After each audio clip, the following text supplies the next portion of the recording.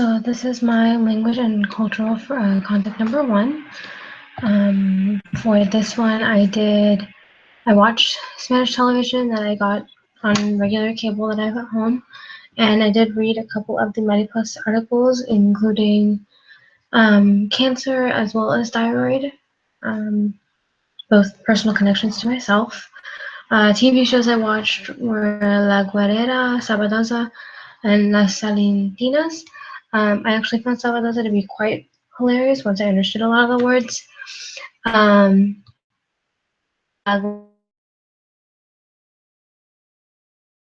I did not know was okay. So for the TV shows, a lot of the vocab words that were there were comedy based. They were soap opera, so a lot of the vocab words were dramatic. At the same time, there were quite a few words that I had already known, but I didn't remember the definition, so I did those as well. So some of the vocab that I did learn that I didn't know to begin with, and then as I did the research and found the definitions. So these are some of the vocab words. Tocayo, which was one I did not know at all, which means namesake. Mosquitas, initially I thought it was talking about mosquitoes. They ended up being gnats. Ratas, which was pretty self-explanatory. I used to actually think cheater for physical therapy, called them chismosos, because they like to do things we don't want them to do, but it ended up meaning gossip. Mandar, parar as verbs used. That were used as saying tiene or tengo. A lot of these words are actually from Sabadosa, which per se you could say that between comedians, and they were all telling their own stories. So these were words from multiple comedian stories that I didn't know at all.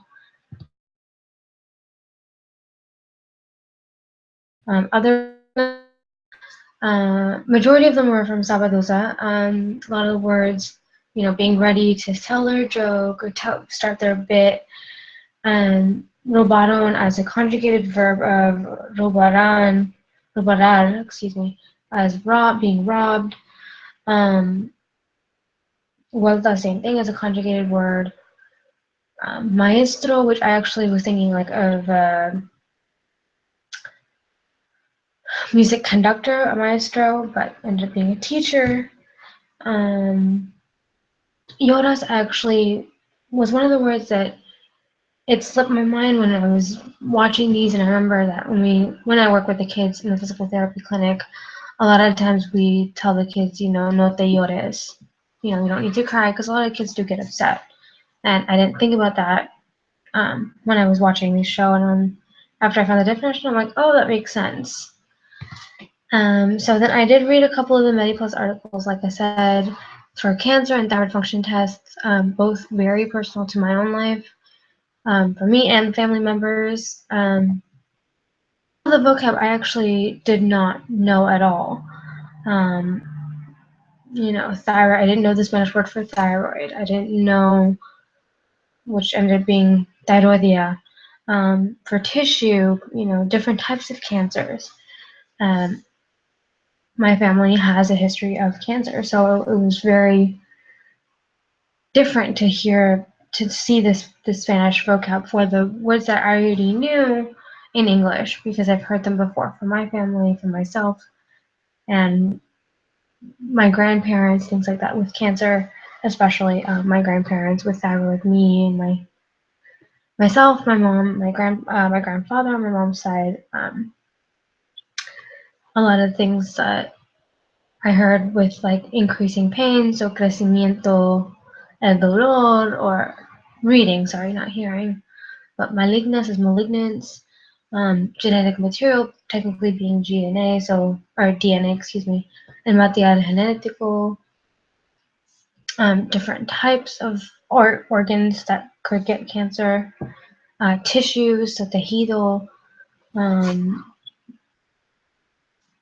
A lot of these, when I'm reading them, I'm like, oh, okay, it makes sense after I know the English translation, putting it in context of the sentences. But a lot of them, like las células for the cells, like they sound like the actual English words, but you just don't make the connections when you're reading these things. Thyroid binding globulin as one of them, globulina fijadora, and things like that that don't automatically come to you. Ambientales, I actually thought was like ambiance, not environmental.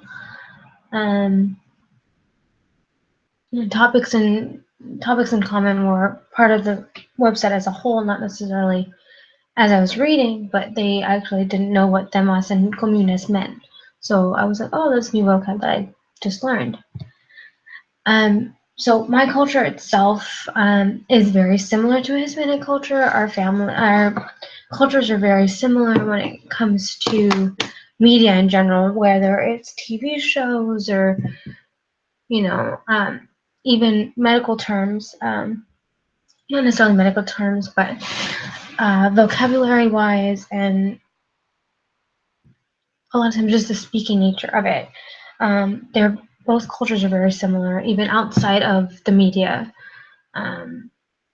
It's very family oriented. You consider extended family, immediate family at the same time. A lot of times families live together. But in aspects of media, culturally, both any type of show or soap operas in the Indian or Hispanic community and background, they dramatize a lot of things. They exaggerate a lot of things. And so when it comes to watching these type of shows, you kind of have to go into the shows not with the mindset that, okay, if it's a comedy show, it's going to be this way, or if it's soap opera, it's going to be this way. Both comedy shows, and soap operas can be very dramatic. When it comes to humor, sometimes, it's a very borderline, very fine line between, what's inappropriate, what's appropriate. And sometimes both Hispanic and Indian comedy shows, like when I was watching the Hispanic comedy shows of Sabadoza, like I said before, it was very, one of those shows that if you live at home with your parents, or, if you're watching it with your parents, it's something, if you're a teenager and you're watching that show, it's very embarrassing. Not embarrassing, but it's kind of where you think that, okay, is this something appropriate to watch with your parents? And Indian humor is the same way. If your family is not very, conservative like mine, it wouldn't matter. It wouldn't make a difference. Both Hispanic comedy shows are fun to watch if you're watching it by yourself or if you're someone that's the same age as you. When it comes to medical terms, Hispanic terms are actually quite similar to the English terms. It's just a matter of understanding. Okay, las células, like I said, it sounds like cells, but until you actually define it or find the definition or synonym, you wouldn't know 100%.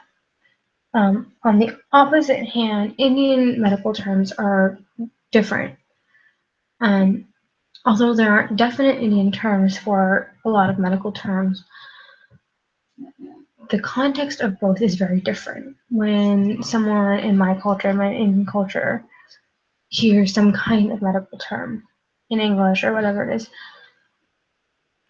Indians in general are very dramatic. They take it to an extreme. If you hear something about diabetes, high blood pressure, it's like, oh my God, I need to fix it. Even though it's a part of it. Terminology wise, very different and very similar. Comparing Hispanic and English language. Indian language is very different in that sense. Indians don't really have a medical term for specific,